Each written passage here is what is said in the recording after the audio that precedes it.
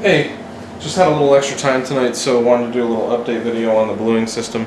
I haven't had a chance to actually run it yet. Well, I ran it and tested it out, but I don't have the bluing salts in it.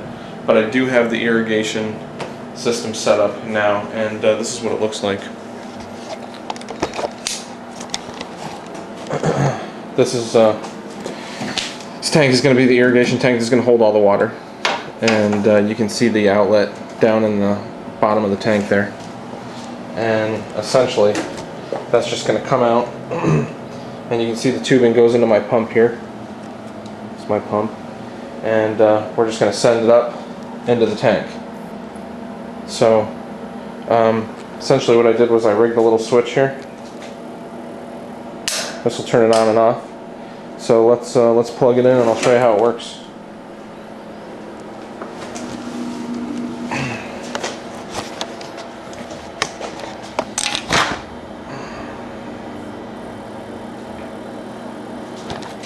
So just give this switch a little flick, and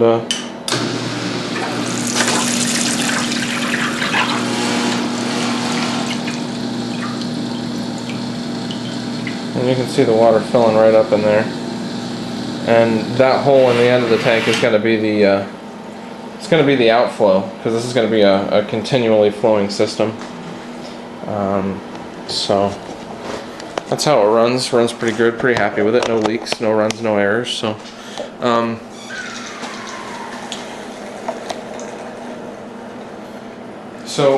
you know, for me, I have to do it this way because, and then as I draw my tank down, I'll add some with a 5-gallon bucket from water in the house.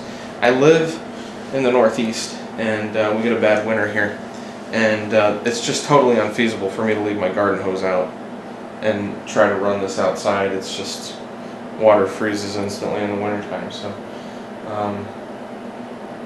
this is the system I came up with. Now, like I said, you know, I think that the reservoir is going to be big enough, because I'm only going to turn it on when I'm actually washing my parts off. But if it does need to be refilled, I can just dump a little extra water in it with a 5-gallon bucket as I go, or whatever. But that's it. That's the update on the bluing system. So hopefully, you know what I didn't get a chance to show you guys really well is the actual bluing tank itself.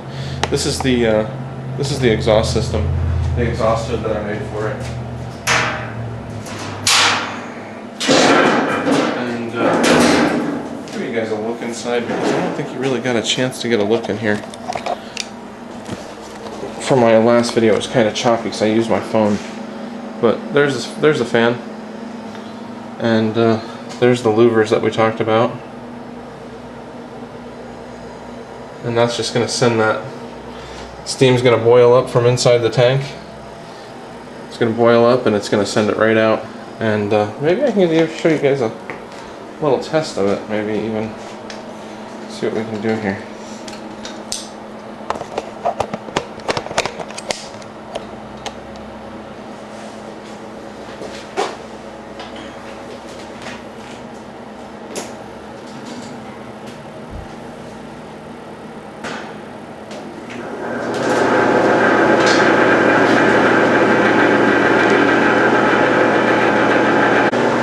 So I have the fan running right now. You can hear it. It's a little noisy, but it's just because I don't have everything tightened down.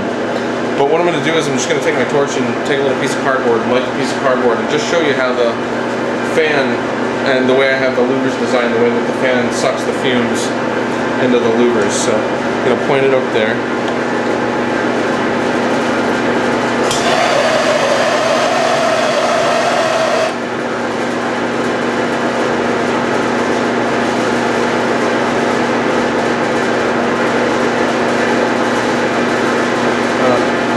You can see that. See if I can zoom in. You can see that. Sucks that smoke right in there. So there's a Venturi effect. There's a Venturi effect happening there. Let me turn this off.